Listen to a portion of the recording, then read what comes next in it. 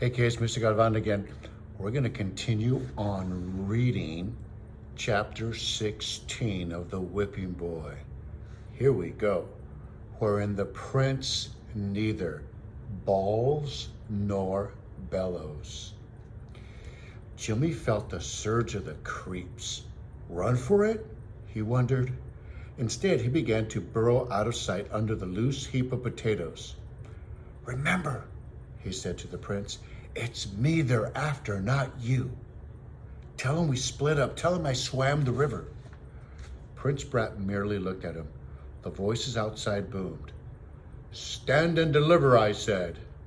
I heard you, exclaimed Captain Nips. Deliver what, potatoes? Scurvy rascals, help yourselves. Hang your potatoes, roared Hold Your Nose Billy. Deliver us some information and you could be off. We're after 2 runaway apprentices.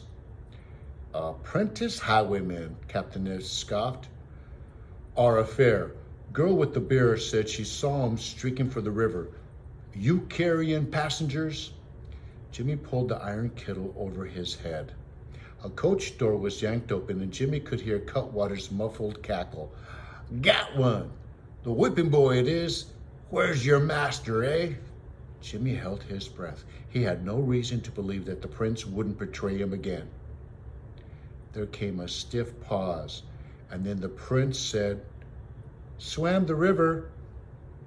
By then, Hold Your Nose Billy had ripped open the opposite coach door. Even through the kettle, Jimmy imagined he could smell garlic. Swim the river, Faw. He needs scales and fins. Hardly a moment later, the kettle was grabbed off and Jimmy's head stood exposed. Ha! Here's the potato we're after, Hold Your Nose Billy roared gleefully. Jimmy and the prince were yanked out of the coach and the big outlaw shouted to Captain Nips, Throw me down your whip horse and drive on. Hanging on to each boy by the scruff of the neck, the highwaymen scrambled out of sight below the embankment. Hold Your Nose Billy looked angry enough to throttle Jimmy on the spot. Tricked me, did you? He bellowed. Flummoxed me with that fancy quill scratching. The game's up, Jimmy thought. He tumbled that. The ransom note ain't worth scat, but trying to look as innocent as possible, he replied, Sir? A gold sack or 2 would have satisfied me, and Cutwater, snarled the hairy outlaw. Greedy ain't our middle name. But you, raising the ante to a great cartload. Reckoned to slow us down, didn't you? It would be easier to drag around a dead horse. If we ain't light-footed, we're caught. But that was your scheme. What a pair of fools, Jimmy thought. That hadn't been his scheme at all. You've got it all wrong, he declared. I swear it. Aye, enough plunder to burden us directly to the gallows, eh? Hold Your Nose Billy continued. Well, here's a whipping you won't never forget. He snapped Captain Nips' whip in the air to get the feel of it. Here's the whipping boy, Cutwater put in. You said it'll go powerful worse for us if we thrash the prince himself. Hold Your Nose Billy nodded sharply. Cutwater upturned the prince, holding him up by the ankles in the air. Go to it, Billy. Jimmy finally found his voice. Lay down the whip, he commanded with the princely air. Don't you have an ounce of sense between you? Hold your gab.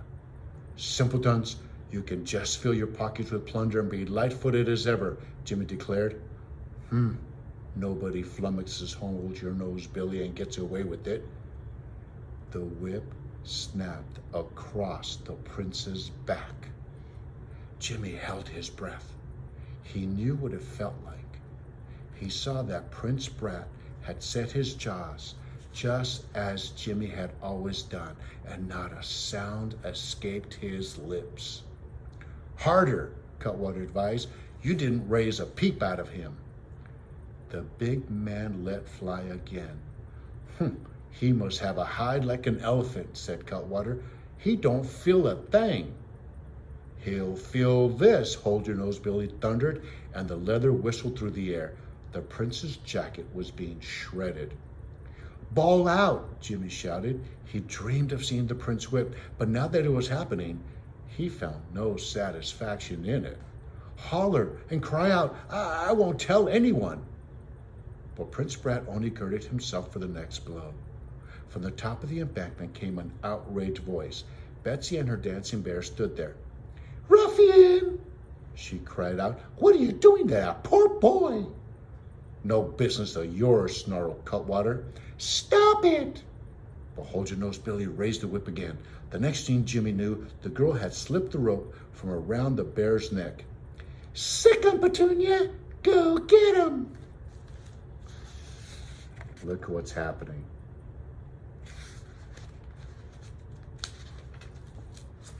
And that's the end of chapter 16.